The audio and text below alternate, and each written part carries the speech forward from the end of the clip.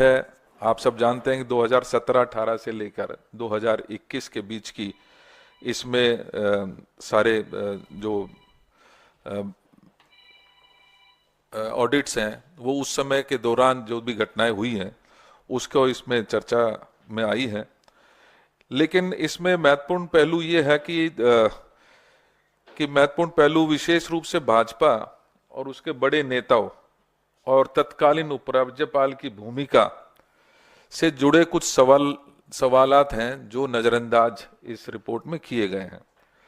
प्रमुख उसमें अनसुलझे जो प्रश्न है उसमें 1 वर्ष के भीतर 3 आबकारी निदेशकों को बदलने का निर्णय क्यों और किसने लिया। आप जानते हैं कि 3-3 जिस समय ये आबकारी नीति बन रही थी उस समय 3-3 कमिश्नरों को बदला गया। तो ये किसके आदेशों पर किया गया और ये निर्णय क्यों लिया गया। इसके साथ साथ दिल्ली में शराब के नए ब्रांड्स को बढ़ावा देने का काम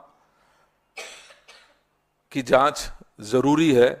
आप जानते हैं कि बहुत सारे ऐसे नए ब्रांड्स इस दौरान इन्होंने इंट्रोड्यूस किए जिसकी जांच बहुत जरूरी है। इसके साथ साथ केजरीवाल सरकार की लाई गई शराब नीति को लागू करने की अनुमति तत्कालीन उपराज्यपाल ने दी थी, फिर इस पर कोई जांच आज तक क्यों नहीं हुई है। मास्टर प्लान का उल्लंघन कर शराब के ठेके खोलने के लाइसेंस कैसे दिए गए, इस पर विस्तृत जांच करने की जरूरत है। हम और आप जानते हैं कि जहां ये शराब नीति आम आदमी पार्टी सरकार द्वारा लाई गई, वहीं जो शराब के ठेके खोले गए वो पूरी दिल्ली में खोले गए और उसमें कुछ ऐसे स्थान भी थे जो उसको क्या कहेंगे, नॉन कन्फर्मिंग एरियाज जो थे उसमें भी ये शराब के ठेके खोले गए। ये किसकी अनुमति से खोले गए, किसने इसकी इजाजत दी।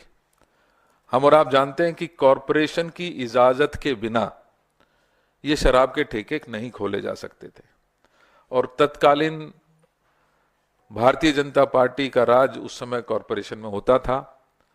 लेकिन भारतीय जनता पार्टी ने ना सिर्फ इनको खोलने की इजाजत दी बल्कि उनको नॉन कन्फर्मिंग एरियाज में भी खोलने की इजाजत उस समय के जो कॉरपोरेशन में सरकार होती थी उसमें इसको इजाजत दी गई थी। तो ये एक बहुत महत्वपूर्ण जांच का विषय है जिसको पूरी तरीके से जांच की जानी चाहिए।